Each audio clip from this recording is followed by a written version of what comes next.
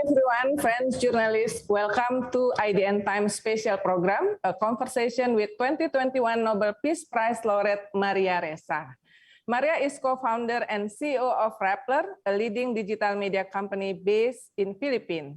Of course, she also on the many boards related with press freedom and freedom of expression in many parts of the world. Yeah. So Maria, congratulations to you and to Rappler from IDN Times family. Most of our team knew you from your visit to our Surabaya office, remember, a couple of years ago, when you trained our team for data journalism and investigative reporting. Yeah. So time flies, and in recent years, we follow Rappler and you fighting to hold the line, hold the power to be accountable toward the Presiden Duterte government. And for some Indonesian journalists and resource person, you were a colleague since your time in CNN International back in 90s era. Some of them present in this event, familiar faces. There is Andy, Santi, Yulia, Arif. Now they are on top of their respective media. So you have witnessed Indonesia reformasi from authoritarian regime to more democratic government, enjoying life in this country, the politics, the media development. Light question first, what do you miss about Indonesia, besides the culinary, of course, because I know your favorite dish is ayam goreng and rawon, yeah? I miss so what do you miss about Indonesia, and how do you see Indonesia from afar? It has been wonderful to continue watching, what is going on there and to see how vibrant democracy is. But at the same time, you have the same problems that journalists all around the world have, right? Because the same social media platforms also, Jakarta was the top Twitter city in the world. This is all happening. The last time I was really there was 2014 presidential elections. Yep. And I don't know if you remember, the Prabowo versus Jokowi, and then the photo, I think it was a compass photo of the drone in the stadium that was important for the win. So I guess you still lead the nation. You lead Southeast Asia in so many ways. Where Indonesia goes, Southeast Asia goes. And I worry when your democracy becomes weaker, when journalists come under attack, when your cases are filed. So I watch, but it is so good to see so many friends here. I have learned so much from all of you and from being part of Indonesia's transition to democracy. Yeah. Oh, okay. Winston also attend this event. Thank you, Winston. Yes. Hello, Maria. Thank you, Uni. Very happy and proud of you, Maria.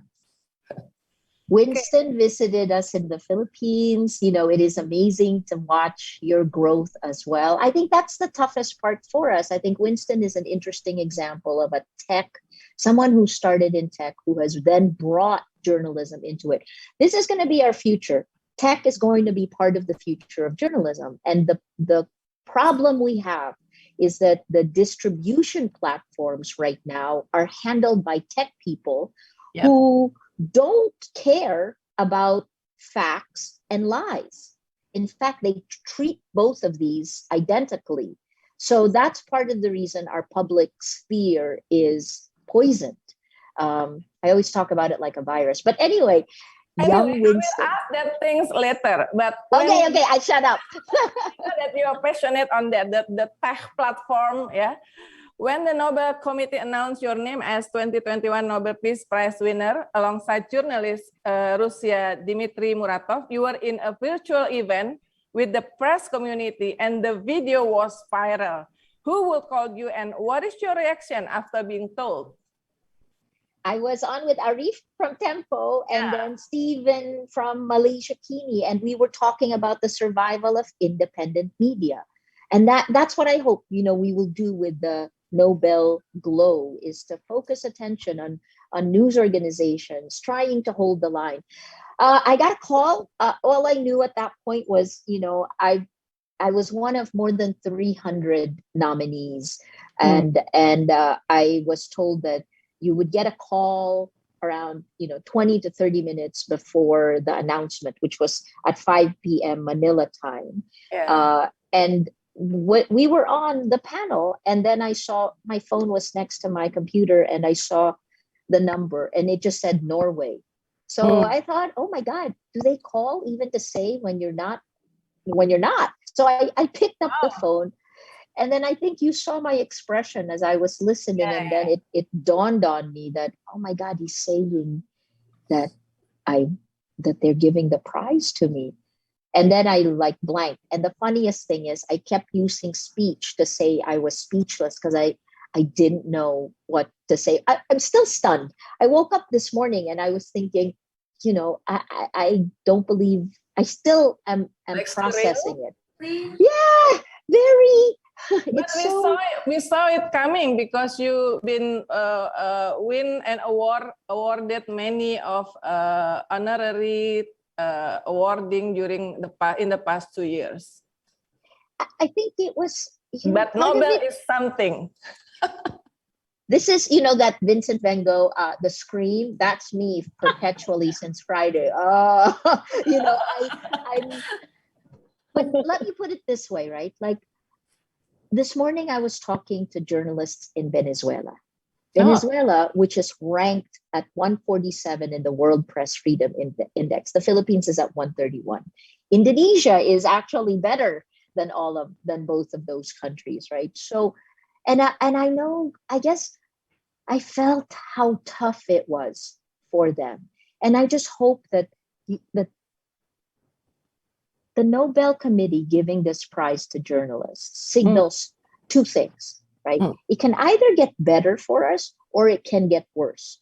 And the reason I say that is because the last time they gave this prize to a journalist was 85 years ago. And that journalist languished in a Nazi concentration camp. He eventually died in a hospital because of the torture that he had gone through. So I don't know. What the Nobel Committee is saying is that for all of us who are working journalists, that this time is important for each of our countries, for all of the world, that we are at another precipice where fascism can rise. And part of the reason I think that has happened is because facts are debatable, because the technology platforms don't spread facts as quickly or as far as lies. So, and then the last part of that, of course, is that you sacrifice a lot. We had one of the casualties for us is that we had to close our Jakarta bureau. Of course, we set up Rappler in the Philippines, and then we had so much in common with Indonesia that I wanted to come back and see you change and grow. And plus, makan, yeah. I forget. I miss the food. Okay, let me treat you as always. Makan. That restaurant is still there. That ayam goreng is still there. Okay, after being a journalist for 35 years and receiving a Nobel Peace Prize, according to you, what is the most important role for journalists in realizing peace? This is following up what you just said, especially in relation to, in Indonesian language, jalan pedang, the sword path that you and Rappler have walked against the Duterte government. Facts, right? Sword At the path. core, yeah. No, I was going to say that the most critical part is facts, right? Yeah. Because think about it like this, and I was asked this early on, but I also heard Berit Reiss-Andersen, who is the chair of the committee who announced it. I loved her Norwegian accent when she was announcing, and I didn't get to hear it until many hours later. But for anything, any human friendship, relationship, our families, our news organizations, our country, the world, we need facts, right? When you have an argument with somebody, you need to agree on the facts so you can create peace. Because if you don't, if you cannot agree on the facts, you cannot do anything. And I say this all the time, right? The facts go to truth. And then if you have truth, you can build trust. We all, your country, my country, we have insurgencies. In Indonesia, I covered every sort of violence, from insurgencies to sectarian violence to religious violence. I don't know if you remember terrorism. Yeah, that too. But I mean, I still worry, because I remember in 1999, a grenade thrown in Ambon created so much violence, right? And this same conditions on social media are really difficult for a country that needs peace. How do you have peace? Every warring faction or every group that has different concerns, we all need to agree on the facts. And then when we do that, then each group can take the facts and come to, what's the term in Indonesia? Uni knows my Indonesian has gotten even worse. Not exist. I only remember the phrase. You can say in English. Yeah. The Indonesian language. If then we can't compromise, because in the end, that's what a democracy demands. A democracy demands you speak, but it also demands you listen, and it demands compromise. And that is in your vote. Like, who are you going to vote for in the politicians we elect? Because I think this world we live in today is all about out-screaming everyone. It is about the digital authoritarians using the platforms to get democratically elected. And then once they're elected, they crumble the institutions of democracy from within. That's what I saw in my country, and it horrifies me. So every one of you, what you do today is so incredibly important. But I think it goes back to facts. So in a battle for facts, I also say this, in a battle for facts, journalism becomes activism. And the last part that we always need to put in is that it's empathy, right? You don't want to, I remember this phrase from Indonesia, pakubuwon, how you don't want to be the nail that stands up, because the nail that stands up gets the hammer. You know that phrase? Yeah. And then the kind of, I guess part of it is journalists are standing up because the facts are being degraded. Lies are spreading as facts. And so it becomes more dangerous to every reporter who has to demand accountability, who has to remind powerful people, here are the facts. Right? Yeah, musyawarah. And this said that the term that you're looking for in Indonesian is musyawarah. Yes, thank you. Okay, so before I invite my other chiefs and senior here, and also some of from Indonesia Press Council also attend, I want to ask the next question. I remember, other than investigation and the critical attitude Rappler had toward President Duterte murderous policy related with drug wars, in 2016 you wrote series of articles included the propaganda war, weaponizing the internet. Remember when you visit Indonesia, you also show me how a lot of people throw you and Rappler in the internet, right? And they spread hoax, petrol, and the like. The government using buzzer and bloggers for cyberbullying you and Rappler. The blogger that we don't have to mention, but we both of us know that. That's to lower your credibility as journalists and media. How is the situation now? Will the Nobel Peace Award lower the attacks toward you and Rappler? I think that it gives journalists in the Philippines, first, greater unity, and I think we've always had courage. I mean, we're still here, but I think it unites us, and that's really important, because here's the one thing, and actually Indonesia could teach us a lesson in this.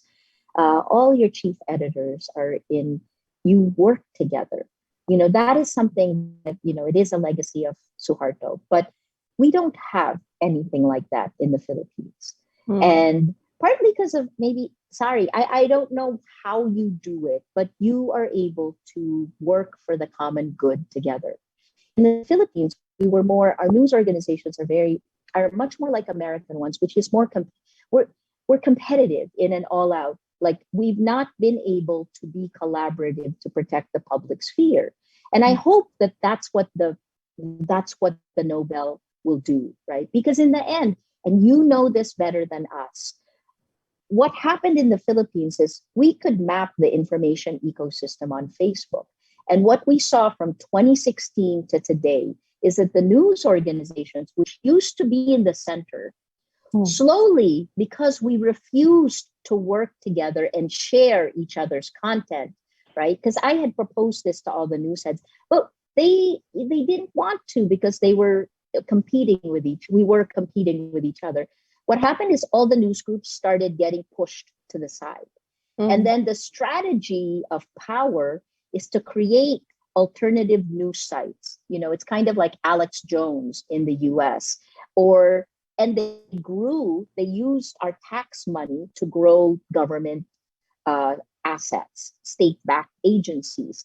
And they were trained by Russia, right? They didn't, they formed partnerships with both China and Russia. So what happened was that, especially after the largest broadcaster, ABS-CBN, lost its franchise last year, that, we were a warning sign, but we were the third media group attacked. The first was the Philippine Daily Inquirer, which is our largest newspaper, like it's Compass, and then the second was our largest broadcaster, ABS-CBN. The third was Rappler. And I think the only reason we stood up is we had no other business interest. We were owned by journalists. And so I hope that's what this does. We have to learn. You have to tell us how you put AGI together. Well, I know, because I was there when it was formed. That's part of it. It's so I keep telling Filipino news heads to look to Indonesia and how you have formed. Like, look at this, what you've done today. I'm sorry, I will shut that. It's unique. You have to visit our newsroom anytime if you come. I know where you are. I used to live near there, right? So congratulations also, a nice office. Okay, you also have a nice office, right? Okay, so will this Nobel Prize make you and Rappler more passionate in performing the editorial principle that you have implementing until now? And can you share how Rappler formulated an editorial policy toward a situation like this?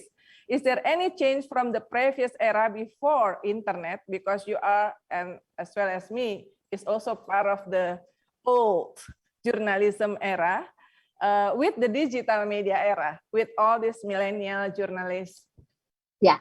I think you have this kind of right? The standards and ethics of journalism don't change. The mission of journalism doesn't change.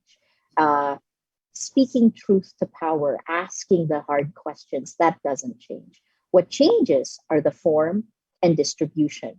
Yeah. I'm sure many of you are already doing TikTok. I'm sure you are on all the social media platforms. This discussion, in addition to our airwaves, to your airwaves, are also, because it goes, this is personal. The airwaves require, they have a television. To do selfie journalism. that was really fun. When we were giving Uni, here, tripod, let's do this. I think that the change is this. I'm old. I mean, I think Mr. Duterte gave me more gray hair, but I turned 58 October 2. This is, and so I think we lived through the best of times for journalism. And I think that our generation, and I'm looking at you, NB, I'm looking at, Julia, Shanti, you're a little bit younger than us, but, we kind of lived through the golden age when news organizations had tremendous power. But actually in Indonesia, you also lived through Suharto. So you're a step ahead of us in that sense. What do we do with the new form, right? What do we do when the distribution platforms don't just take the news and deliver it? This isn't like the newspaper boy that takes the paper and drops it in the home of the Mm. reader. What the algorithms do, and you saw this from Frances Haugen's testimony at the Senate, what they do is it is algorithmic distribution and algorithmic bias, which means that the algorithms, and I'll give you an example, one of the ways any of us grow our social media networks, they use an algorithm, and this is all the social media platforms use an algorithm called Friends of Friends. They recommend friends of friends. So what happened in the Philippines when Duterte took office in 2016, right? We never disagreed on the facts. There are always politicians fighting and the news organizations tell the truth, but we were all in the center because we agreed on the facts. After President Duterte won, he is like an us against them leader. He used violence and fear. But here's what happened on every social media platform. If you're pro Duterte, you moved further right. If you're anti-Duterte, because of Friends of Friends recommendation algorithm, you move further left. That's 2017. Here's 2018. Here's 2019. Here's 2020. So you see the division grows, right? And then you're in what they call the filter bubble, and you only listen, you radicalize. I learned radicalization in Indonesia. I learned how to, because if you're only talking to people like you and you're angry, that's the other part. Right? I also learned this in Indonesia and in Singapore to a degree, right? You want to bring anger down. You don't want to amplify anger, because when people are angry, they're not rational. They're not logical. We live through this violence together. So that's the biggest problem, because think about it. The world's largest distribution platform for news is Facebook. And yet the algorithms actually divide. And then like on YouTube, it's very clear they radicalize, right? So anyway, so that I think is a huge problem we have to deal with, because here's the end effect on all of us on these platforms. Okay. We change our view of the world insidiously. It's insidious manipulation. And the journalists, we have lost our gatekeeping powers. You have more power than I do, because Rappler only lives online. But the networks, yes, you do. But how many of the Indonesians are on Twitter, on TikTok, on Facebook, right? On YouTube? YouTube is number one now in the Philippines. And the manipulation of our minds. Why is it that we would protect against manipulation in the real world? If you go to the airport in any country around the world, if you yell bomb or you yell fire in the theater, it's against the law. But where our minds are being manipulated, it's okay, right? Yeah. That's interesting. And okay, I still have many questions, but now I will invite my colleague, Yulia. Are you there? There is a lining up of people that want to ask questions to you. Yulia, Hugs. No, sorry. Hi, Yulia. Hi, Maria. Oh my God, it's been ages. And you look the same. Oh. Zoom filter, digital technology. Congratulations on your Nobel. Okay, so my question is actually a little bit personal, so I don't know if this is the right forum to actually address it, or if you'd like to answer it. Reunion, no problem. This is reunion too, no problem. Okay, so obviously, like everyone here, we followed your battle and your struggle through with the Duterte government. I guess my question is this: where do you actually find, where is your source of strength when? I'm sure we've all had this, but you in particular, with this incredible situation that you and Rappler have been facing, when times feel really dark for you, where do you actually find this, the source for strength to just keep on going and keep on battling? I guess that's what I'm most curious about. I'll give you first the easy answer, because it took me. It's filter lips. It's a filter lipstick, by the way. So yes, I love Zoom filters. But the easy answer, and then I'll give you, I think the way we made it work. Because you're right. Like so many people have said, you're fearless. I'm not fearless. I've worked with many of you, right? We've lived through times of extreme uncertainty. And what you do when it's uncertain is you think through scenarios. And what I've learned, I moved to the United States when I became a migrant kid when I was 10 years old. And I walked into a classroom of very tall. I was the shortest and I was the only brown kid in the class. And as I integrated into American society, I couldn't speak English well. So my teachers actually reminded me that, I was almost silent for a year. But I wanted to learn, and so I think that first is the lesson I learned from when I was 10 years old, which is, you have to stop. The way you fight fear is by embracing your fear. That whatever it is you're most afraid of, you have to touch it, imagine it, hold it, and see how that feels. Because it's never going to be any worse than that if you imagine that. And then as I grew up and we started doing coverage, when I became a reporter and I was in charge of, the safety of our team when we walk into conflict zones. And there's a lot of them. And the time I was in Indonesia, I think like 98, 99, we would all be going to one province, I think, one province or another, and it would be different people fighting each other.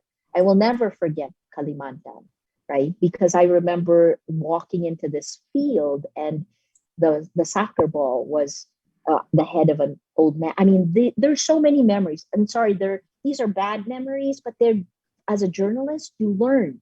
So I was in charge of planning our way in and planning our way out of conflict zones. East Timor, we were all there in East Timor, right? And the people who stayed in the cold, my gosh. Anyway, let me go. So embrace your fear. So what we did in Rappler is we thought of the worst case scenarios and we workflowed them. So when Pia was prevented from entering the palace, it was just a few days earlier where we had taught all of every Rappler, because I was afraid. So the first thing I did was in January 2018, when we got the government's notice revoking our license, which we fought and continue to fight. That's why we're still operating. I had a General Assembly meeting with a news group. We're small, we're about 100 people. And I asked everybody, because I knew it was different. And not everybody will want to fight, and you have to be sensitive to that, right? So I gave them the option. I said, if this is too much, what you have to do is, tell us, and we will help place you in another newsroom. Because I thought we're very young. Our reporters, the median age in Rappler was 23 years old at that point. And we were 63% women. And we were getting clobbered on social media. I'm old and I can deal with that. But for our young reporters, our young social media folks, 90 hate messages per hour, that's not a joke. And it plays with your mind. So what we did is, okay, if you ever get harassed, if you ever need help, we came up with a workflow. You guys do this too. Here's who you call. These are the numbers in your speed dial. This is number 1. This is number 2. And then I said, let's break down how long it would take to begin a Facebook live and practice it so that it's like muscle memory. When I was getting arrested coming out of the airport, I had 2 cell phones already primed to go live because it's a workflow. And that gives you some courage, right? Because you drilled it. You have to drill it. It's like muscle memory. Indonesia taught me that. After we were all forced to leave East Timor, and then my team decided to drive back in through Kupang, that long drive from Kupang into Timor, we had, we had everything. We had a truck behind us with food, with a generator, with water, and then we came in. So you got to plan everything. I think the other thing is you have to be with people you trust. And remember Rappler, Uni knows this and Winston, but there are 4 co-founders of Rappler. I always say that. You may only know me, but my co-founders are incredible women and incredible journalists. And we have a pact among ourselves. Only one person at a time can be afraid, and the other 3 can't. So we take turns being afraid, right? So, and that's okay. And I think the last part is you have to tell your family, because your family can really make you weak, right? And you have to tell them what to expect, and you have to tell them, and then you also set up workflows for them so that when they get afraid for you, like when I was still with CNN, my mom would be calling my cell phone when I'm on a live shot. You don't want that. So, CNN actually had somebody, I think Shanti may have known, CNN International Desk assigned somebody to just take my mom's calls. That's how often she was calling when I was with CNN, So you have to just think through all parts. And I guess the last part is really remember that everything you do, every conflict, every battle, it all begins in your mind. And that's the thing, right? So, and this was actually other leaders in our region that told me this. You have to first fight the battle for self. Oh, this is actually the meaning of jihad, right? I mean, the original personal meaning. Yeah. It is first the battle inside yourself you must conquer. It's the beginning. I mean, Buddhism is the same way, right? And if I can, so that's the hardest part, is when I get really afraid. And the irony is the time when I felt most afraid was when I first met Amal Clooney, and she made me realize how little I really thought about worst case scenarios. Because the other thing with all of us is that we believe the world will stay the way it is. The power will always follow the guidelines. Like AGI has rules for engagement with the palace. Right? And I remember when Jokowi changed those rules and you guys had the shift. So the world is changing, and so it goes back. You be very clear about who you are, what your values are, what you're going to fight for. Because when you're tested, you don't have to think about that. Okay. Can I? Next, Pak Uni Lubis, Dimas. can I speak?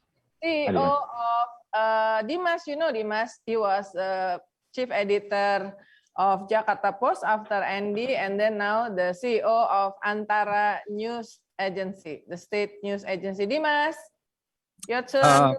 Yes, selamat pagi from Jakarta, Maria. Hello, everyone, friends. Congratulations to Uni and IDN Times for this initiative. It's wonderful to see you, Maria, again. Please stop saying that you're old, because you have a lot of old friends online who are actually really older than you. We were all very proud of you. No one more deserved. I'll be very quick and brief. I know time is limited.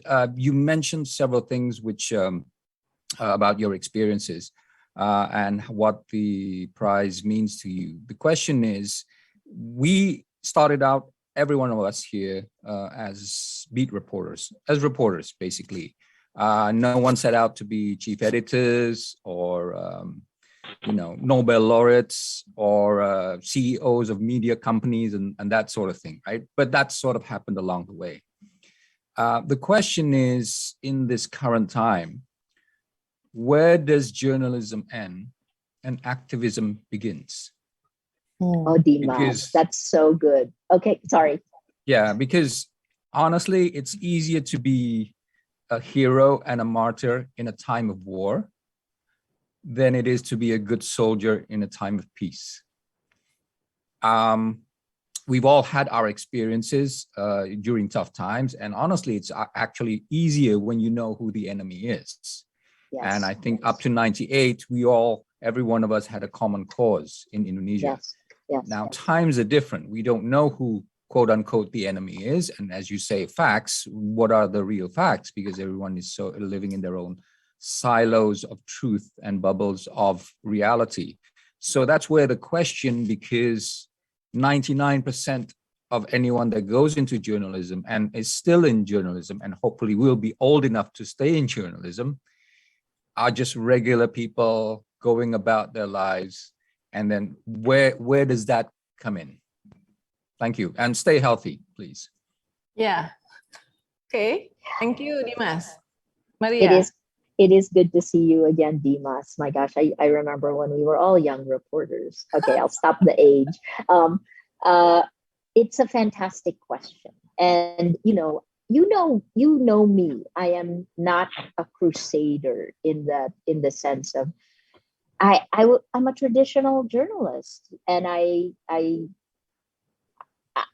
I'm shocked at where I am today. And I'll tell you why. And I'll tell you where I draw the line and how we evolved in Rappler. I think it was really to figure out what is journalism? What is it today? And then in the context of the lies that are told, and the fact that human journalists just can't keep up with what technology can do, right? We can't keep up. The way a news organization would gatekeep with human gatekeepers, accountable, standards and ethics, far more nuanced, is not the way technology is gatekeeping. In fact, there's no gatekeeping at all. I would say technology abdicated responsibility for it. So I'm very careful in what I say when I say journalism is activism. I always add, in a battle for facts, journalism is activism. It's always the whole phrase, because for me, I'm not against President Duterte. I'm not against any president. What I am is I hold power to account. So I ask the same questions of President Duterte as I would ask of President Aquino, as I would ask of President Jokowi, right? As I would ask of any leader. Prime Minister Mahathir came back to the Philippines, and I asked him those same questions. It isn't personal. I think that's the part that is different from, and I would say again, I think Indonesian journalists are better at this, because after Suharto, you made very clear rules. But I think the part that throws everything upside down, and Dimas, I'm sure you have a tough balance heading Antara, is that the way the gatekeeping, the way the algorithms work are so easy to exploit for states, right? Let me take it out of our region and go to Egypt in 2011. In Egypt, the headlines during that time period was, the Arab Spring, which quickly became the Arab Winter. The Arab Spring happened because students, activists, Egyptians found their voice and were able to use social media to be heard. But then those very same algorithms, like there's this Egyptian guy named Wael Ghonim, who was with Google, who played a big role in that.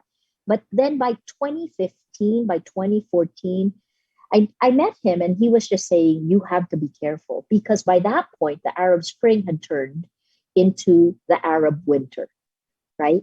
So that, I think, is where you can see in our reports in Rappler, for example, Uni quoted the weaponization of the internet series. It wasn't about for or against any leader. We were giving you data. Here's the data. This is what the data is doing to you.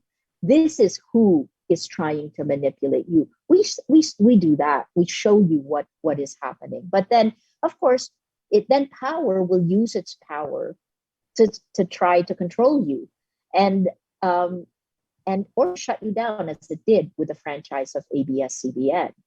With Rappler, we still continue doing investigative reports. We spent 8 months. Here's the other part that I would suggest also is collaborative work is now more important than ever. Yeah. Because all of the news organizations are on the side of facts. You need to do that, because we don't use bots or any of the artificial manufactured consensus. We don't use AI to manipulate, which actually some states have used, right? Russian disinformation networks, Chinese information operations were attacking both of our countries and this was taken down by Facebook in 2020. Chinese information operations coming out of China were attacking Southeast Asia. They were most successful in the Philippines, where they were campaigning for Sara Duterte for president. That's our elections are not till May. It was also polishing the image of the Marcoses. And then the last part is it was attacking me, right? Facebook took that down in September 2020, but here's the last part of that Chinese information operations. It was also creating fake accounts for the US presidential elections using AI generated photos. Okay, so let me quickly answer because it's not that hard. In a battle for facts, journalism is activism. We're not for or against anyone. I think we want to get you the facts, right? Because, on social media, I can micro-target. So I can micro-target those who live in Surabaya. And I will put a photo of me holding a glass of water. Yeah. And then I'll micro-target the journalists in Jakarta. Yeah. And I'll put this, right? And then I can make you fight each other because neither of you knows that I seeded different photos. That's the manipulation I'm talking about. And I guess, a transparent government, a democratic government, one exposes these things, two answers your questions. Because in the end, this is what I tell the Duterte administration as well. Journalists are here to help you, right? We're not, and this is probably where I'm more Asian, it's not actually adversarial as much as it is, we want the better nation. We want our people to do better. And our job is to take what you are doing and to help you make it better. Don't be so defensive. Okay. So it's like the public political standpoint of the press when needed, right? The activism. We will also have that discussion today. So Mbak Ninu, thank you, Maria. Mbak Ninu Mardiana. Mbak Ninu was the chief editor of Kompas, the first woman on top of Kompas. Mbak Ninu. Ya, terima kasih. Terima kasih, Uni. Halo, Maria. Nice to meet you here. I've never met you before, but of course, I heard you a lot. Your courage is very inspiring, and I'm very proud. And I think all women journalists are very proud of what you get the Nobel Prize. I just want to have your comment on one thing that still intrigued me up to now. I just want to I want to know how. What do you think about this situation in many places around the world? Women journalists still facing prejudice, even from their own newsroom.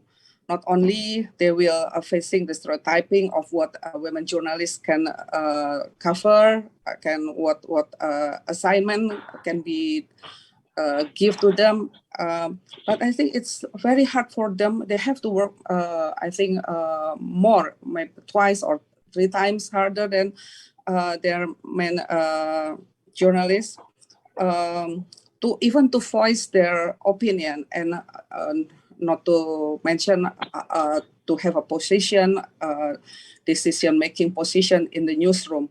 So.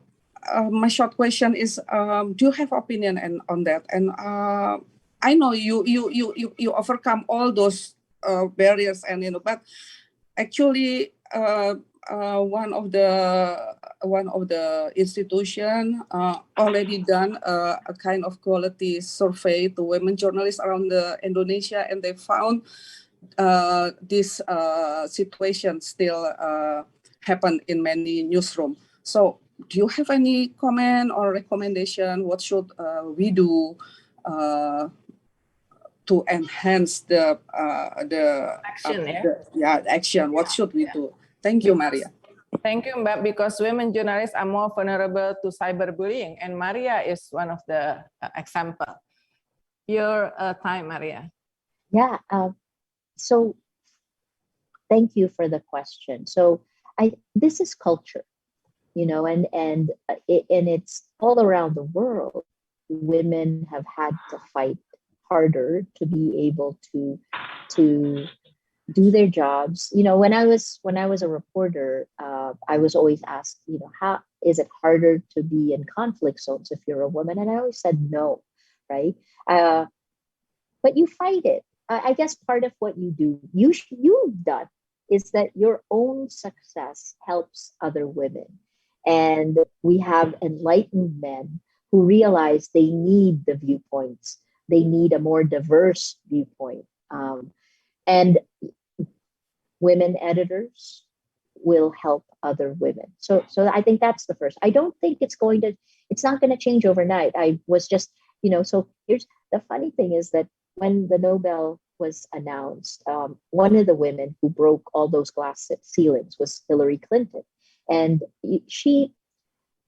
I remember chasing her in 1995 at the Beijing Women's Conference. And she laid out kind of the policy of where we should all be. Now, we're not there. We're not.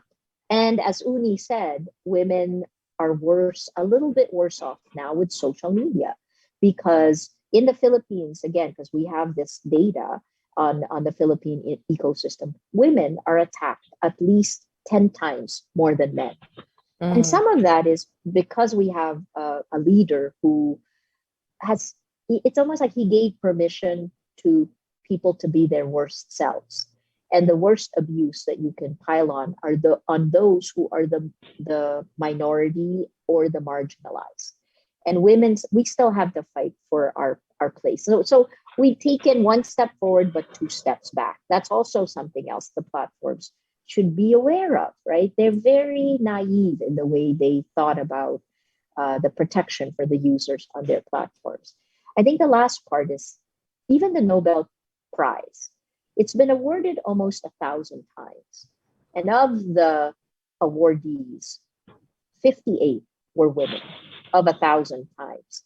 So I think this is global. It is a shift in values.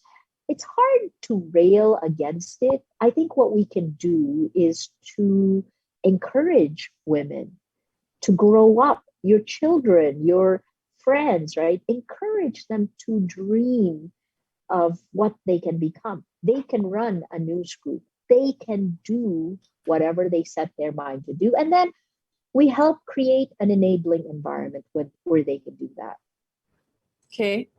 Thank you. Professor Nuh, the head of Indonesia Press Council is here and want to say a few words for Maria Ressa. Professor Nuh, silakan, Prof.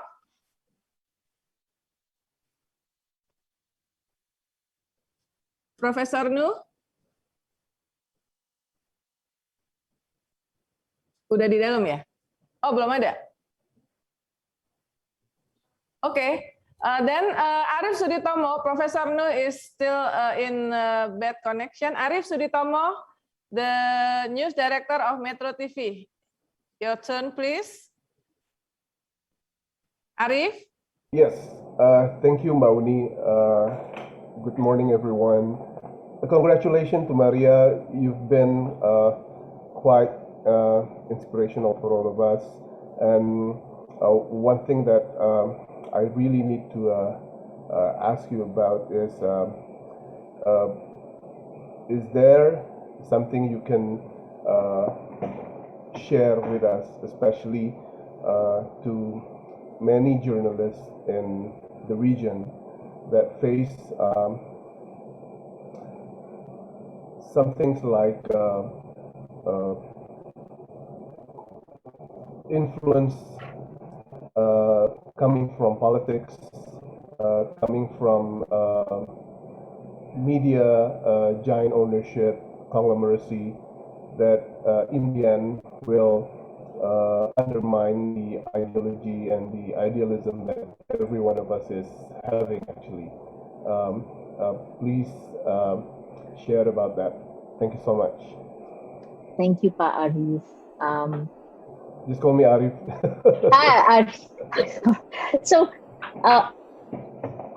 So as journalists, we know the world works because of power and money, right? As a reporter, you follow the money if you're looking for things that are anomalous. Authoritarians around the world, I think, we look at the levels of rising corruption as someone gains more power. So power and money are entwined. And it's tough. This is some of the things I'm trying to sort out in my book, because you do need, in my country, let me phrase it this way, and it's kind of similar in yours. In my country, tycoons owned media because it was also seen as a way to influence public opinion. And then it was the quality of the journalists that would define the line of where the interests of the tycoon. I came home to run the newsroom of ABS-CBN. And when I came home, I worked for the Lopez family. And before I took the job, one of the things I asked him to do is to make sure that, I actually gave up money to be able to have independence. And that's, I think, a constant battle. There's no quick and easy answer to that. And sometimes I think, what's wonderful about seeing my peer group here is that you have held the line. And that goes down to your values as a journalist, right? Because it's in the compromises that you see the values and you see the effect. I'll talk again about the Philippines. I think part of the reason that the largest news organizations couldn't fight back in the way I did was because I think the reason they couldn't fight back was because they had other business interests. And this was a government that was running after the money. The way they were attacking journalists was through the tax agency. So it's a delicate balance, right? So it depends on you, where you draw the line. And we've seen this even in the United States. I'll name, some. No, I shouldn't name, but let's put it this way: as the companies, the venture capitalists have come in to take over American news organizations, the journalists lose more control because they're forced to run after greater revenues. So that's your balance. And I know I didn't really answer you no. I weaseled like a news head, but we all know what you're talking about. Let me put it that way. And I think that you define the line. I'll talk for myself. I left ABS and I set up Rappler. Yeah. And I did that because I realized that until you own the business, until you're in charge of the business, you're not really in charge. Does that make sense? Power and money goes hand in hand, even for our business of journalism. So here's one thing I will say. One of the things I started to do in 2019, and I just accepted the co-chair for it, which I hope will help Indonesia as well as help the Philippines. I'm now the co-chair for the International Fund for Public Interest Media. My co-chair is the former CEO of the New York Times. And what we're going to try to do, along with this group that's working on it, is to try to raise $1 billion a year for independent media, right? In our countries, in the global South.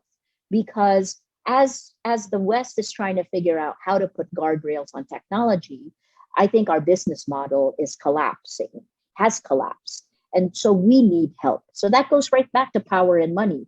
And I don't want to just rely on, someone's largesse or crowdfunding. I'm sure you guys have tried that. So we figured, let's raise money and let's help independent media survive, because it is critical for every democracy to have independent media. Thank you. Citra is the chief editor of KBR, the independent radio syndication. Citra, silakan Citra. Hi Maria, long time no see. Yes, hello Citra. Nice to meet you again. And again, of course, congratulations for the Nobel. And listening to your story is like the bravery is like awesome, super awesome. And you talk about where you find the bravery, and you talk about engaging with women journalists to keep dreaming, something like that. But I'm thinking on the broader youth in general.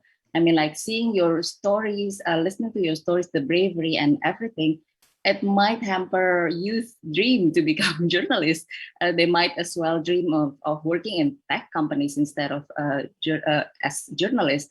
So how do you think we should like embrace more youth to be part of this peer, something like that? Thank you. Thanks for asking, Chitra. And you know what? When I've been asked this, how do you, if you sound so bleak, I'm not bleak. I actually would tell people in schools who are just graduating, this is the best time to be a journalist, right? Precisely because I think I was saying this to Uni also, even when we started, everything is changing. It's hard for us who are in the industry, but incredibly not just challenging, but inspirational for young journalists. Because you look at the way I set up Rappler. There were 4 or 5 of us above 40, and then we hired the smartest 20-somethings we could find. Because I'm a pretend millennial, but the digital natives think differently. You guys know that now, right? So that's the same. Journalism needs that infusion.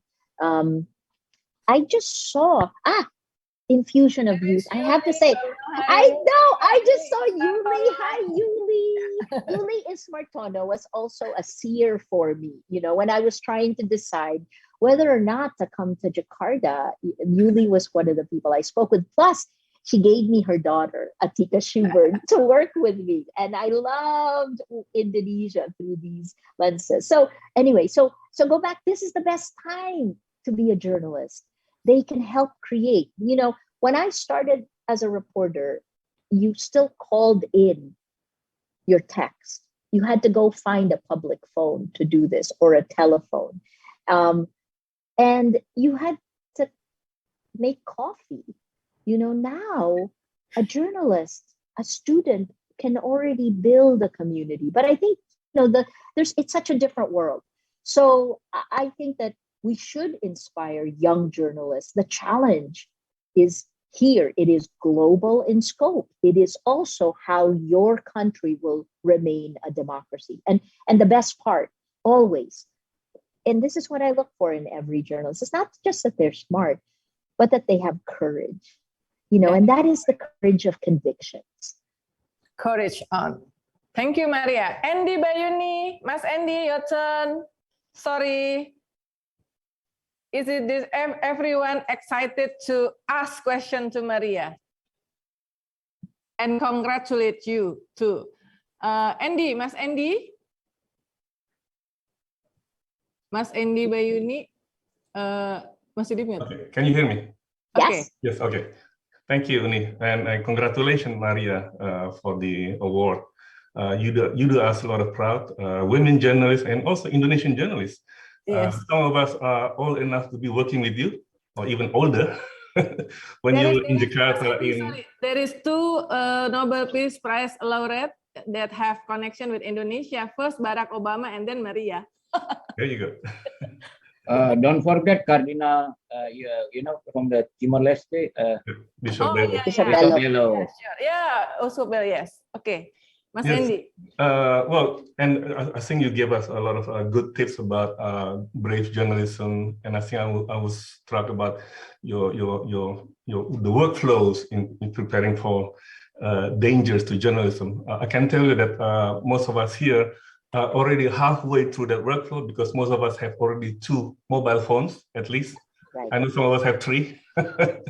So we're already halfway to your idea about workflow in dealing with dangers.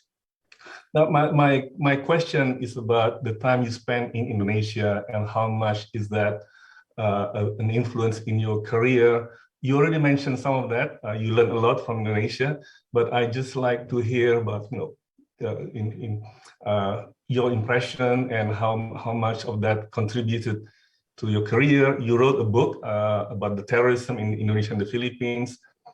And I also recall there was the time when you were bullied in the social media, there was accusations that you were an Indonesian citizen or that your parents were Indonesians. And I'd just like to hear what you think about that. And maybe if some of us were to propose you to become an honorary citizen of Indonesia, how would you respond to that? I grew up as a journalist, as a reporter in Indonesia, you know, and I really loved Indonesia. I learned how to conquer myself, how to step in someone else's shoes. I learned about Islam in Indonesia. I learned about conflict in a way that I'd never, you know, dealt with it before. Plus, Indonesia has a completely different worldview from my American education. So it changed everything for me. I love the language and the mellifluousness of it. I like, you know, Yuli is here. I love the mixture of cultures that were there. And then, you know, some of the things that were frustrating, but yet I also realized our greatest strength is our greatest weakness.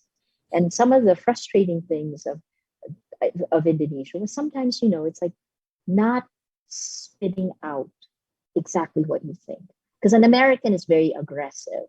And, you know, the sensitivity in the Philippines there's something called smooth interpersonal relations. Sure. In Indonesia, I learned a lot more, and I learned you taught me so much. I don't think I'd be the journalist I am today if I hadn't been there. And again, I have to hat tip Yuli and so many, I mean, my gosh, Bambang isn't, you know, I mean, there's so many journalists in Indonesia who I would talk to and learn from, because there are 2 times in my life when I moved to a place where you lose your cultural signals. The first was when I moved from the Philippines to the US. And then the second was when I moved to Indonesia, because I had to throw away all of my stereotypes and learn to learn. And then that phrase about Indonesia, the more you know, the more you don't know. As a foreigner in Indonesia, you know, I really believe that. It's so complex. And I guess and the other part I learned there is to love the complexity, right? That it's okay. And that's like that Rainier Maria Rilke quote, that when you ask the question, that these are like treasures themselves and you will live your way into the answers. I will say I will never forget how the rupiah plunged from 2,400 to 17,000 to the dollar. You remember that? And the prices of food was changing. But I also remembered I bought a computer at that time in Glodok because it got so cheap. You remember that also? Right when Glodok had gone crazy, right? So Block M, you know? Block M. Yeah, I remember.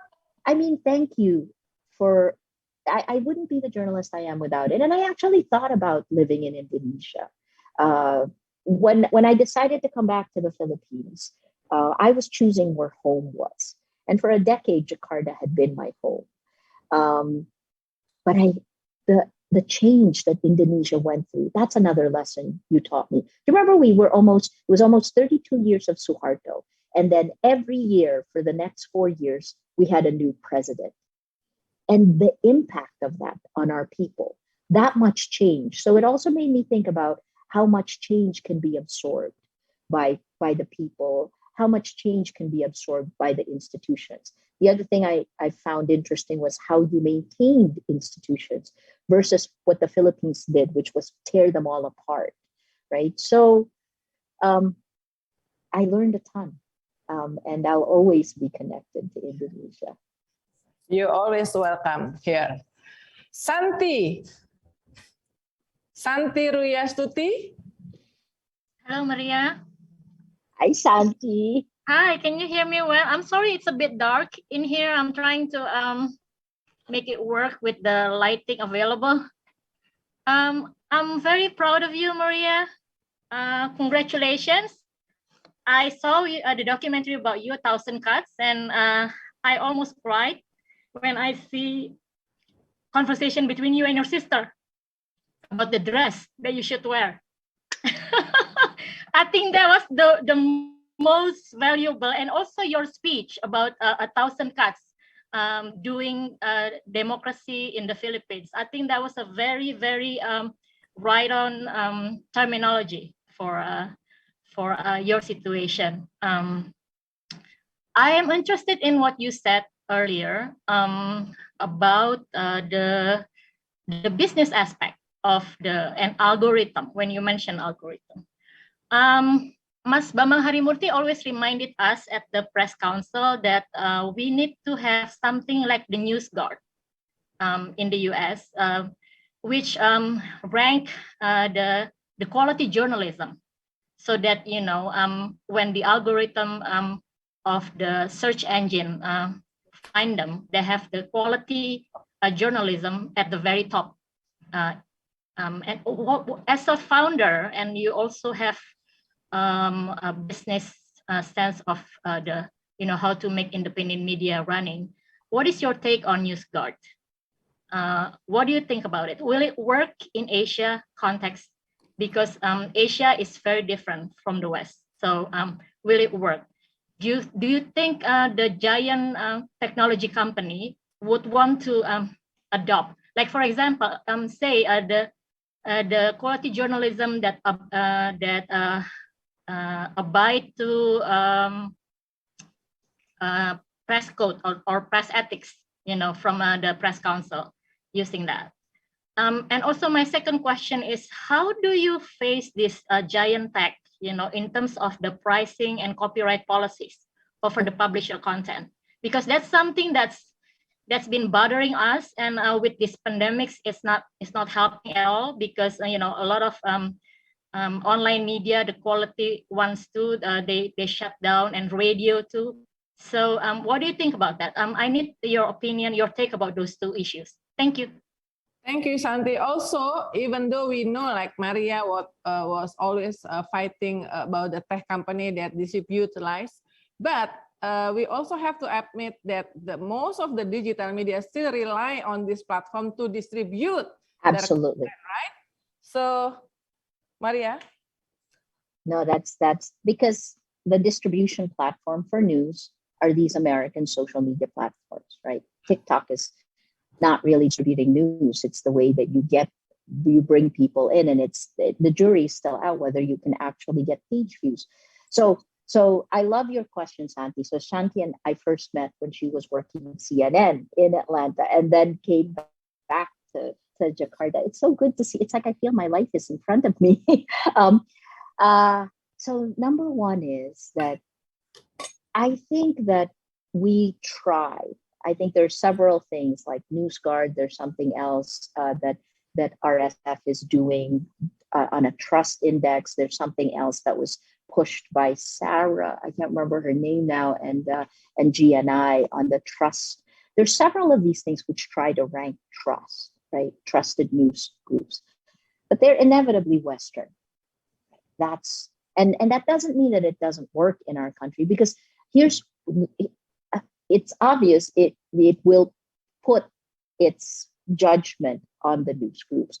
But I think one of the things we constantly have to fight for is a seat at the table of these decisions. And that's part of the reason, you know, Rappler remains a fact-checking partner of Facebook. We're one of 2 Filipino fact-checking partners, but we also work with all of the tech platforms, as I'm sure all of you do, because it is impossible to do news and not deal with the tech platforms, especially if you're a major publisher.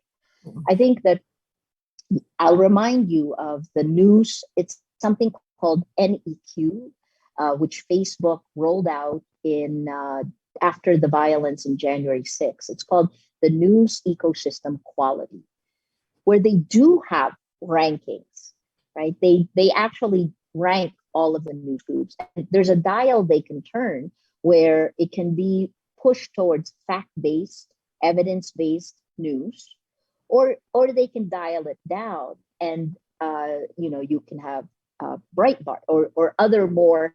Now I'm going to be accused of being anti-Republican or anti-conservative. But the reality is that, the right wing, and let's get rid of the names of the groups, but right wing, most of the disinformation, the lies were coming from the right wing groups. And there were several that were working with Russian disinformation. So, Cambridge Analytica and Steve Bannon's connection to that, right? The news ecosystem quality, NEQ, is in every country. When the United States, after that violence, turned it up, all of a sudden, the top 10 on CrowdTangle were news organizations, the New York Times, CNN, NPR, the news organizations that spend a lot of money for quality news, right? But they didn't keep it. They only used it when the violence happened, when they got afraid. And then after a little while, they turned it back to what it was because they had less engagement and they had less money. So that's why you follow the power and money. So, one of the things I'm trying to demand, both behind the scenes and in front, is to try to have them turn up the NEQ towards fact-based, evidence-based news in our country for our elections, right? So that's one. I think the other thing is, think about this one, right? The original sin of the internet is devaluing journalism to page views.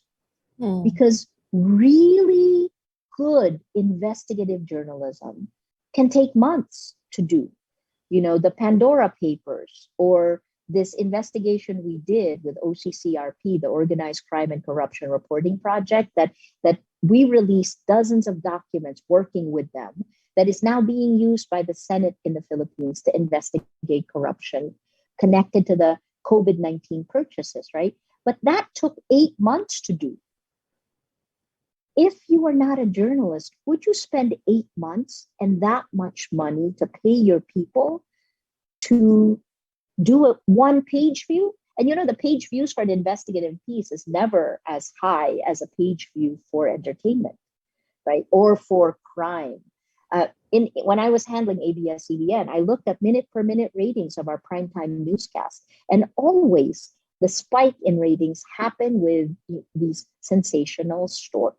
Let's not call it sensational because it got even worse with the algorithms. But it came with crime and entertainment, and that is the same all around the world because that's human nature. So as journalists, when we're the gatekeepers, we know that is bad. If we only do crime and entertainment, that we will create a society that will not know how to think or will not know the important issues and ultimately will not know how to vote, right? So we take responsibility for that. The new gatekeepers don't, and that is a problem. I think we need to call that out. But NB, I want to hear what it's like to be on the oversight board. But, I guess the last thing I'll say is this, because I want to end on a positive note, right? Because it's not all doom and gloom. What Facebook, YouTube, Twitter, what they have shown us is that humanity has a lot more in common than we have differences in cultures and nations, right? Because we have, Indonesia is so unique.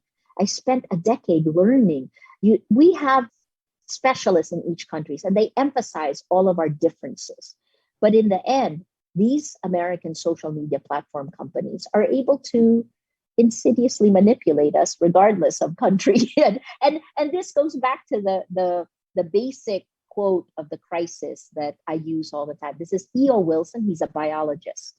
And he said that the greatest crisis we're facing right now is our Paleolithic emotions, our medieval institutions, and our godlike technology. Paleolithic emotions because this angers us. It literally plays with our emotions. It's a thinking fast platform versus journalism, which is a thinking slow, the two systems of the mind. Our institutions, the medieval institutions, they didn't know how to regulate it, how to put guardrails in place so we're not manipulated. And the last is, the godlike technology. It's godlike, but it doesn't have the wisdom of a god. Except Andy, maybe he can bring the wisdom of a God into, Facebook. There is a question related with the Santi from Wisnu Nugroho, the chief editor of Kompas.com. Then Maria, as a journalist and publisher, how to minimize algorithmic bias that divide our society more and more? Should we leave Facebook, Google, and all the platform as a distribution channel with their algorithm logic? What do you think? The time for that is over, unfortunately.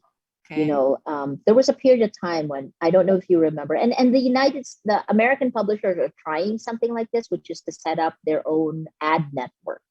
I think Indonesia tried doing that as well. I think Winston may know that, right? You tried to do so that all the quality organizations, the news organizations, will come and put ads. It's the Washington Post that's leading that in the US. I tried to set up something like that in the Philippines. There was no appetite because, we believed in the tech. So the problem now is we are caught between the devil and the deep blue sea. We're in a very tough spot. And I think that's why the Nobel Committee gave the prize to journalists. Yes. Right? So I think what we need to do is we can stand together to demand better. That's one. And, today Facebook announced that they were giving greater protection to journalists and public figures, right? This is something that I had long asked for. I asked for this in 2016. When I was being attacked, I brought it up to Facebook and I said, here's the data. And, this is like, we would never allow things like this to exist. We're gatekeepers. We know this, right? So what they said is, oh, but Maria, you're a public figure. And they didn't make a distinction between an elected public figure and the journalist who, in my country, the Philippine Constitution is patterned after the US. So the journalist has powers. They're protected by the Constitution. The same in yours, right? We have protection, which the platforms stripped away. And now they're putting it back. But it's after I have 10 arrest warrants. I try to be kind, right? So what's your upcoming book about? Okay. What's your upcoming book about? Maria just published new book, right? Okay, thank you, Santi. Mbak Yuli Smartono want to also have time to talk with Maria, and then Mas Bambang Harimurti. Mbak Yuli. Okay. Hi, Maria. Yuli, hello. Congratulations. And thank you for giving my daughter Atika Lynn a chance at being a journalist. She loves you. You are her role model. And thank you for sharing your views with us. I don't know if this question ever was raised because I came in late, but one of the challenges journalists, I think, in developing countries like Indonesia is this conflict that we have in society, social challenges, including religious, sex, and all that. And yet, how do we deal with that without being attacked as much as you are being attacked by politicians and corrupt businessmen, because they have become so powerful in society, and society listens to them, and it's very divisive when they use platforms freely and irresponsibly. How do you fight the truth when you want to be a good journalist and objective, fighting these social taboos?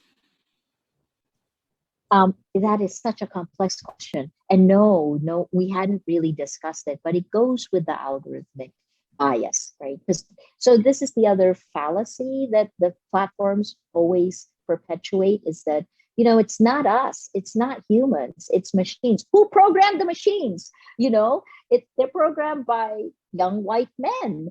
There's a film called Coded Bias where an MIT student from Nigeria was given an AI exercise, and she couldn't do the exercise until she put a white face on her face, literally, because the AI didn't recognize her face.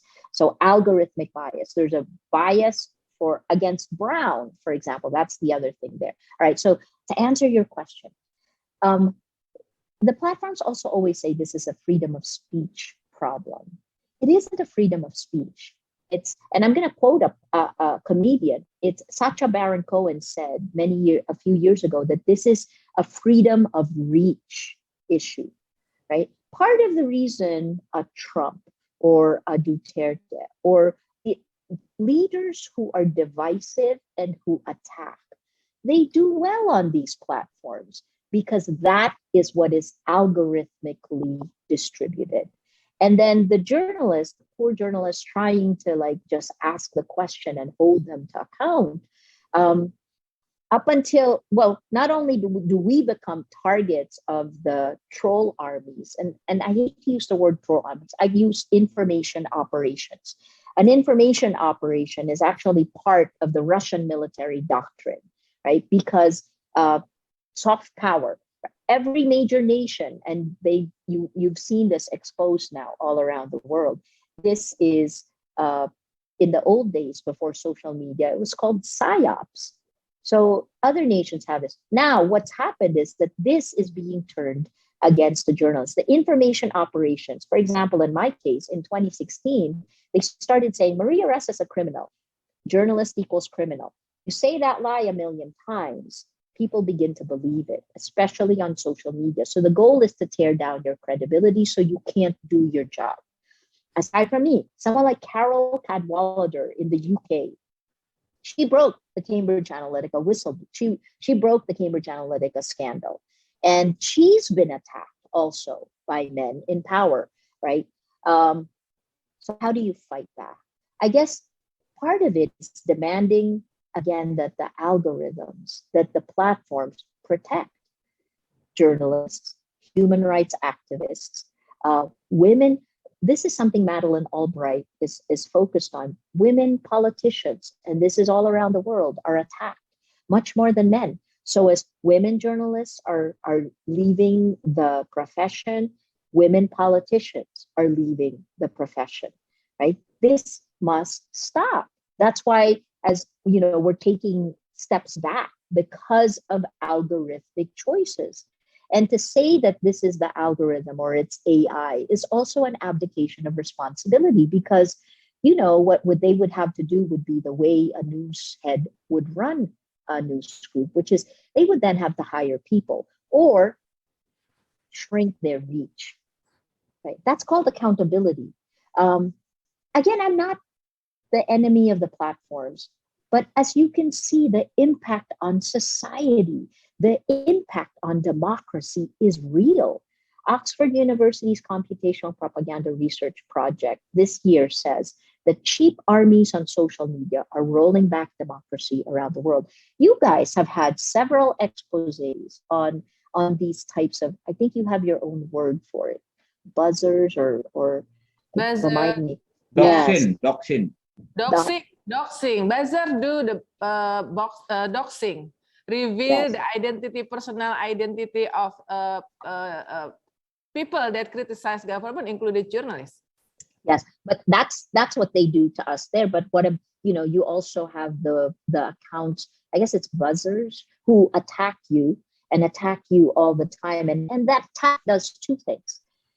And this we found, UNESCO just published this report on almost 500,000 social media attacks against me. And what they showed was 60% of the attacks were meant to tear down my credibility. 40% were meant to tear down my spirit. So Yuli, that is meant to tear down your spirit. And it puts the power balance, it makes David even weaker against the Goliath of the state, against the Goliath of power. And that must change. And that's something we can demand. It took many, many years, but Facebook did finally today announce that they would give journalists some protection. Okay. Yuli is in Bali. She has a beautiful house in Canggu. So Maria, you are welcome to visit. Here's Terima kasih banyak. Like the co-owner of the house. Yep. Okay, Mas Bambang Harimurti, then Mas Asep from Press Council. Mas Bambang, your time now. Thank you, Uni. Congratulations, Maria. I'm very, very, very, very proud of your achievement. And I have a question that I need you to, to give us a good answer, which is, Philippines becoming democracy quite a few years before us, and then sliding down, and we are following you. So how can we prevent Indonesia from following your decline, and us having in your very tough positions, so we don't have to suffer as you did? And the second is very technical questions. It's just that, is it possible to kind of make Facebook be more transparent with its news ecosystem quality, so that advertiser can at least say, I only want to put my ad in with an NEQ score of above 85 or something like that, so they can have their brand reputation protected. Thank you. Again, congratulations. I'm very, very, very proud of your achievement.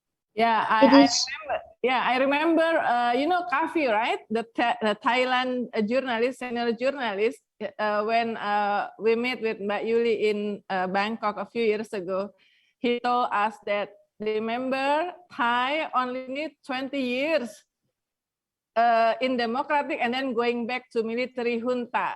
Be careful, Indonesia. Okay, Maria, your time. It is so good to see you again. It's, in my head, you are so connected to so many memories. Yeah, look, in Southeast Asia, democracy is in decline. Press freedom is in decline. And, look at Myanmar, where genocide was proven and Facebook had a role. Marzuki Darusman led the UN team that looked at that, and then Facebook sent its own team afterwards, and they verified it was genocide. How is it that no one is still accountable and that there is no widespread change? I guess that's what we're asking, right? I grew up in a CNN where we exploded, so I was very patient. Those of us who worked in large organizations know that sometimes it takes a while, but you know what? 5-6 years is too much for these giants who have a lot of money, and they kind of point us in the wrong direction. So I think, so the first is, I'm sorry, I go back to the platforms, because I do think that's the first step to protecting our democracies. If we can get the tech to stop spreading lies faster than facts. I spent my entire career trying to learn how to tell a story well so that people watching would care, right? And now we're competing against lies that are like pumped up with hate. We will never win that battle because the algorithms won't distribute the stories versus the journalism, the facts versus the lies. Okay, so if we can change that, it's better. I think the second thing is we're holding the line. I think you guys are holding the line. We keep track of what's happening in Indonesia, but you have to know that you'll be stronger together. But the fact that you are together already means you can do more. Collective bargaining, I don't know, with these giants, is that worth doing for you? Think outside of what you've done, because there's so much at stake. In our presidential elections next May, it's whether or not democracy will survive in the Philippines. And look at what I've had to go through, and look at the tens of thousands killed. That's shocking to me, right? And the way Filipinos have changed online. I didn't think this was possible before. I guess the short answer, Bambang, is this is it.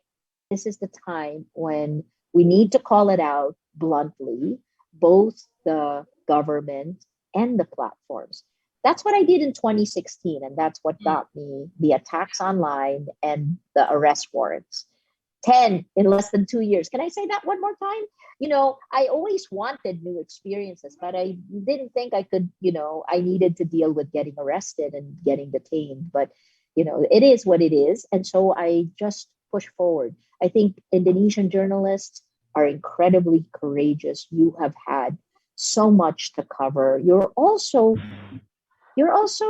care about your nation. That's the other part. So I'm not giving you anything new that you don't know.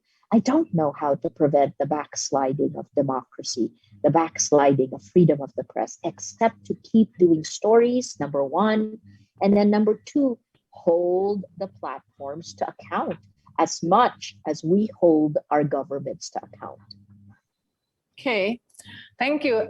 Next, there are several members of Indonesia Press Council here.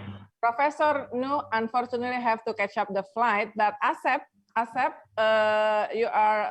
you can represent Indonesia Press Council. Okay, thank you very much, Uni Lubis, for inviting us to become a very great conversation, very great meeting with Maria Ressa. This is one of very important things. But I just want to convey Professor Nu, Chairman of Indonesian Press Council, to congratulate you, Maria Ressa, for being a winner of Nobel Prize this year. This is we heard it very delighted, and then we are very proud. Of course, we are very grateful also. And this is also a reaffirmation that a journalist and journalism is a matter.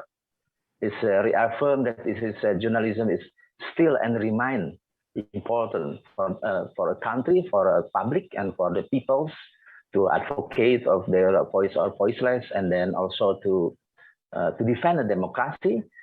So this is a very new development, and then we are still believe. Sometimes, Maria Ressa, we are not believing in journalism today, is because a lot of information, flood in the so-called platform journalism. Just so I want to also to ask the questions, maybe to have a comment of you, Maria Ressa, whether due to the platform digital is becoming very strong, particularly social media, and then we have some of the people who create the content. We call it content creator.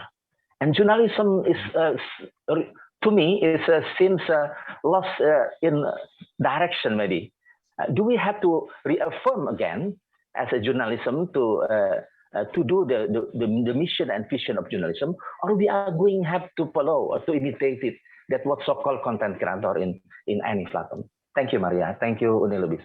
Yeah, to give you context, Maria, we have several people, content creators, that have 10 million subscribers. And they are not journalists, but they are interviewing our resource person. Those similar with, and now more and more included the ministers, the governments, wants to pick to be interviewed by them rather than by the media, because we are, most of us still talking back, right? So that's the local context. It's the same in every country around the world, right? And as you have Substack, and then Facebook created Bulletin in the United States, where they take one or two. In this one, they're trying to make content creators who have more substance, so they are creating their own newsletters. So no, I think it devalues journalism. It devalues the meaning of our work to be called a content creator. We're not just content creators, because if we were just content creators and we were just running after page views, you cater to the mob. Sorry. I don't mean it in the sense of like people don't, I guess journalism has always been let me put it this way. Who wants to challenge someone very powerful? When I first became a reporter, you kind of get this like shakiness in your stomach when you have to ask a tough question from a very powerful leader who can then, attack you. And that attack didn't used to happen as much during my time as it does today because the platforms allow it. So here's my problem with it is this. The content creators devalue journalism. And then the platforms themselves, because they don't want to deal with facts, with the complexity of news, because news fulfills a role in democratic societies. What they've done is to try to peel off more fact-based writing or content creation by giving bulletin or YouTube channel, or Twitter is also doing these things that are individual. But remember why a news organization is different. It isn't one. It is the process of news that keeps it objective, right? Like one person writing something is not journalism. Sorry, because it is the editor, it is the process of vetting, the process of adding perspectives that may be missing in one reporter's copy, right? So that is what is being devalued. And that, to me, I think, is something we're trying to raise globally, because it is expensive to have that newsroom. But that newsroom is exactly what helps hold power to account and what keeps the news organization, what keeps objectivity in the public sphere. Many of you have heard me say that, it's impossible to be objective for one person. That's an impossible thing, because I replaced, when I took over CNN as a reporter in Manila, I replaced a guy who was more than 6 feet tall, and he was white, Anglo-Saxon Protestant. I'm 5'2", and I am an Asian American woman. That's a difference in perspectives already. But on top of that is the process of news, which keeps it fact-based, evidence-based, and helps us tell a story. I'll shut up. I get angry at this. Okay, the last 2 short question, Maria. You're very generous with your time. From Martinus Adinata, this is the millennials. While we want to seek better freedom for journalists, what do you feel journalists who are still in the industry can do to keep their jobs safe, especially because of pandemic, many organizations also suffer, but also push the agenda for better liberty of reporting the news? It's a tough question. If you're heading a news group today, you're finding that balance. We have to diversify revenue streams. And I actually think tech should be giving more money to journalists. I mean, not that they don't, but it's peanuts compared to what they should be giving. I should shut up because, we're... So I think there's the business of news, and then there's the process, the reporter itself. And if you're a young journalist, I think what you want to do for yourself is define your lines. Right? I always say, for many years now, I've been saying we hold the line. And what I mean by hold the line is our rights as Filipino citizens. We hold the line. We're not letting the government bulldoze us off the line, because when power is so huge, when you're facing a Goliath and they want to step on you, it's hard to hold the line. But that's what we have to keep doing as journalists and as news organizations, as the person who has to report and who has to ask the tough questions of the newsmakers. What you have to be clear in yourself is why you are doing this. Because you can do other things, right? And I guess the other part I'm saying is this is a great time to be a journalist, right? So the economic part, that will have to be your news group. IDN Times, and I don't know what the other Indonesian news organizations are doing, but here's what happened to Rappler.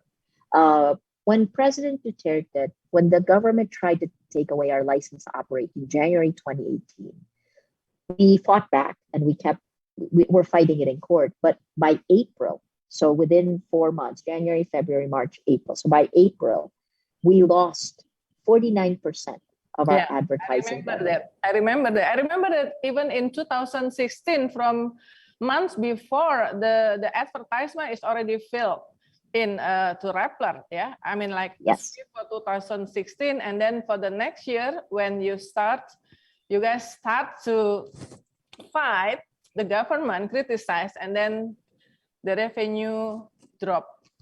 Yeah. Here's what happened. I think the government expected us to go bankrupt, and we probably would have. I'm so sorry. This is me. Let me kill it. So what we did though is once that happened, I got my sales and then our research teams, and we stayed in a room for like 2 weeks. And one of the things we realized, because I tried to figure out what do we have that's unique. So think about this in your news organizations, right? What are you doing that can be productized, that can be turned into a product for other companies? And one of the things that we were doing very well is tracking disinformation. So the attacks on social media, we could track these very well.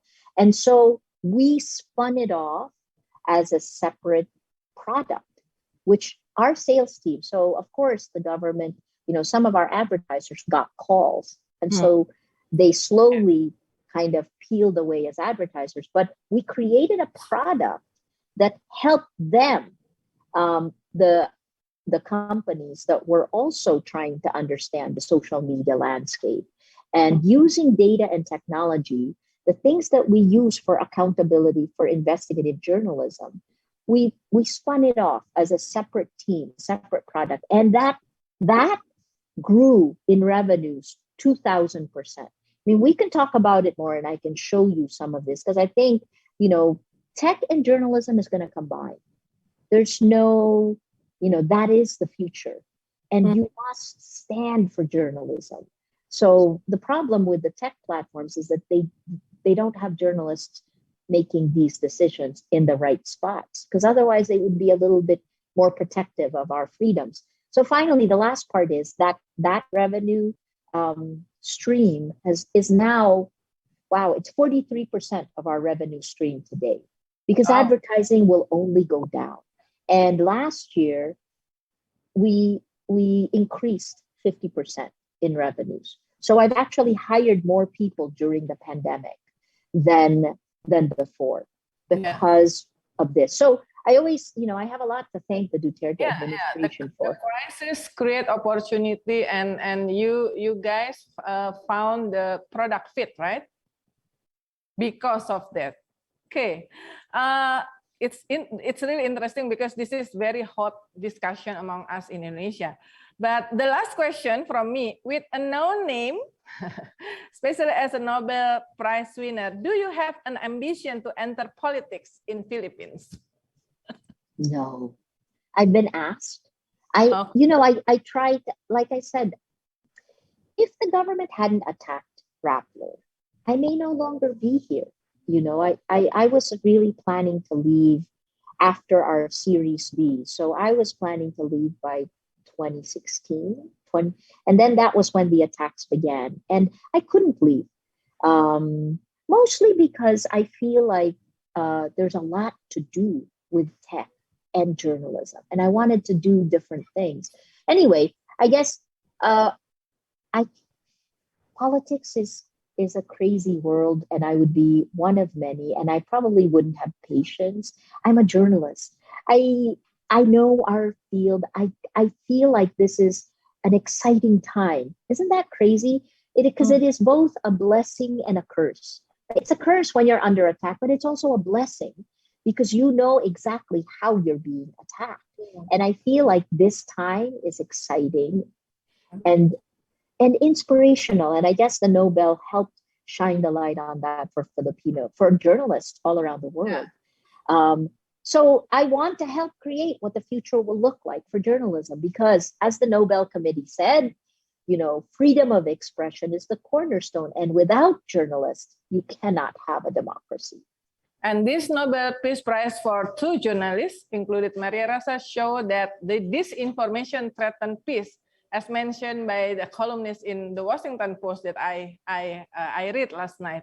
So I'm sorry, friends. I know that you want to ask more questions, but Maria is super busy even before the Nobel Prize era. I know her because he's always connecting around the world. So thank you for this conversation, Maria. We wish you and Rappler team all the best. Also, thank you for all participants in this conversation, my journalist colleagues from many media in Indonesia.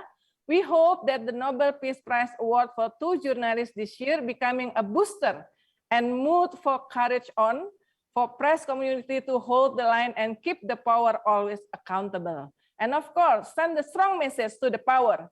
We will always watching you. Thank you. Hooray! Yay, thank you. And it's so nice to see you. Okay, Maria, keep fighting. Say hi to all Rappler family in Hey, Manila. foto dong, foto.